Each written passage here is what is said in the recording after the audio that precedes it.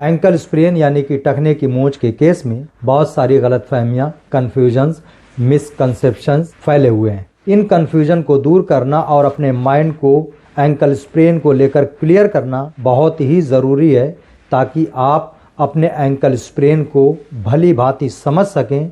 और जब आप अपने एंकल स्प्रेन को अच्छी तरह से समझ पाएंगे, तभी आप उसके लिए सही और सूटेबल ट्रीटमेंट करके इसको पूरी तरह से ठीक कर सकते हैं। तो आज का ये वीडियो आप पूरा ज़रूर देखिए, जिसमें हम एंकल स्प्रेन से रिलेटेड, बल्कि एंकल स्प्रेन से दूर ले जाने वाले ऐसे 5 कन्फ्यूजन्स, ऐसे 5 मिसकंसेप्शंस की बात करेंगे, जिन्हें जानना बहुत ही ज़रूरी है। मैं डॉक्टर तारिक कमाल फिटनेस और हेल्थ की दुनिया में आप सबका स्वागत करता हूं, जिसका नाम है फिजियो फिटनेस एट होम।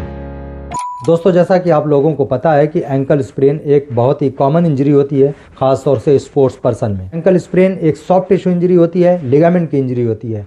जब हमारा पैर गलत तरीके से लैंड करता है या ट्विस्ट हो जाता है, तो एंकल की लिगामेंट्स, खास तौर से एटीएफएल लिगामेंट खिंच जाती है, पुल हो जाती है या डैमेज हो जाती है। तो ये तो हो गया कि एंकल स्प्रेन एक्चुअल में होता क्या है। लेकिन on the other hand, ankle sprain को लेकर बहुत सारी ऐसी बातें भी हैं जो एंकल स्प्रेन को लेकर मिसकंसेप्शंस हैं, गलतफहमियां हैं, आप इन्हें मिथ भी कह सकते हैं। ये कन्फ्यूजन आपको एंकल स्प्रेन से दूर लेकर जाते हैं और आप उसका सही और राइट डायरेक्शन में ट्रीटमेंट नहीं कर पाते हैं। तो आज की इस वीडियो में हम ऐसे ही 5 बिंदुओं पर चर्चा करेंगे। आप इन 5 बातों को भली भांति समझ लीजिए, ताकि आप अपने एंकल स्प्रेन को सही तरीके से पहचान सकें और इसका सही ट्रीटमेंट कर सकें। सबसे पहला मिसकंसेप्शन, हॉट वाटर फर्मेंटेशन यानी कि गर्म पानी की सिकाई। हमारे बीच में बहुत ज़माने से ये गलत ट्रेंड है कि जब भी हमें चोट लगती है तो एक्यूट पेनफुल कंडीशन में भी हम गर्म पानी की सिकाई करते हैं, जो कि बहुत ही गलत है। एंकल स्प्रेन या किसी भी तरह की चोट में शुरुआती कुछ दिनों में जब एक्यूट पेनफुल कंडीशन होती है, तो इस वक्त ब्लड फ्लो ज़्यादा होता है, जो हमारे पेन को और बढ़ाता है। ऐसे में उस जगह पर अगर आप गर्म पानी की सिकाई करते हैं तो ब्लड फ्लो और बढ़ जाता है, पेन भी और ज़्यादा बढ़ सकता है। इस वजह से शुरू के कुछ दिनों में जब आपकी एक्यूट पेनफुल कंडीशन होती है, तो आपको गर्म पानी की बजाय आइस पैक लगाना है, यानी कि बर्फ़ की सिकाई करनी है। ठंडे से ब्लड की जो नलियाँ होती हैं वो सिकुड़ जाती हैं, कॉन्स्ट्रिक्ट हो जाती हैं, जिससे ब्लड फ्लो उस जगह पर कम हो जाता है। जब ब्लड फ्लो कम होगा तो आपका पेन भी कम होगा और साथ ही साथ बर्फ़ की सिकाई से स्वेलिंग भी कम होती है, जो कि एंकल स्प्रेन का एक सिम्टम होता है।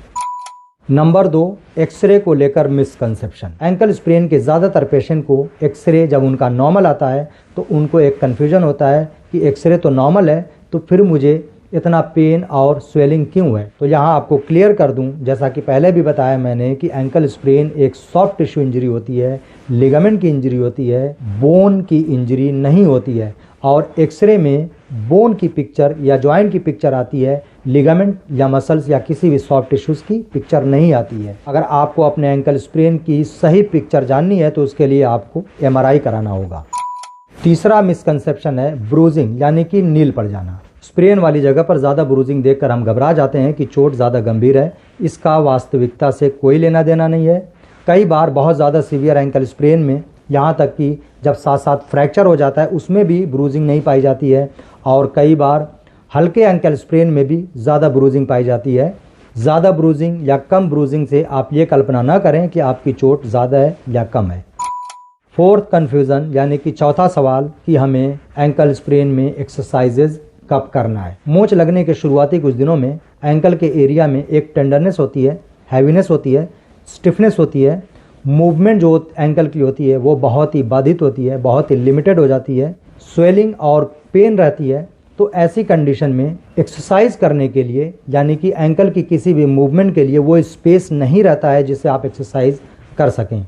इसके अलावा इन कंडीशंस में अगर आप एक्सरसाइज करते हैं तो आपको बहुत ज़्यादा पेन होगा, स्वेलिंग की वजह से आपको वो स्पेस ही नहीं मिल पाएगा। तो इस वजह से आप कुछ दिनों का वेट करिए।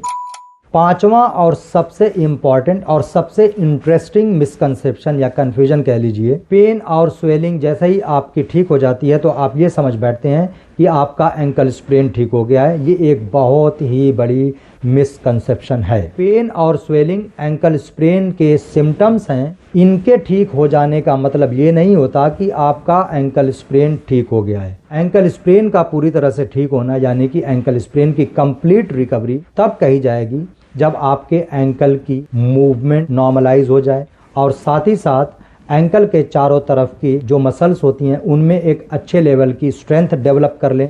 तब आप कह सकते हैं कि आपका एंकल स्प्रेन पूरी तरह से ठीक हो गया है। तो इस सबसे महत्वपूर्ण गलतफहमी की वजह से आप ट्रीटमेंट को आधा अधूरा छोड़ देते हैं, जिससे क्या होता है, एक बहुत ही कॉमन चीज़ पाई जाती है एंकल स्प्रेन में, एंकल स्प्रेन रिकरेंस, यानी कि एंकल स्प्रेन का दोबारा तिबारा कई बार होना। ऐसा इसी वजह से होता है कि आपने अपने एंकल की कंप्लीट रिकवरी नहीं की, जिनकी अभी मैंने बात की। तो इस वजह से आप अपने एंकल स्प्रेन के हर फेज के एक्सरसाइजेस को अच्छे से करिए, टाइम दीजिए ताकि आपके एंकल के चारों तरफ एक स्टेबिलिटी आ जाए, मसल स्ट्रेंथ डेवलप हो जाए और एक टारगेट यानी कि रनिंग, स्पोर्ट्स एक्टिविटीज़ और घरेलू सारे काम बखूबी आप कर सकें।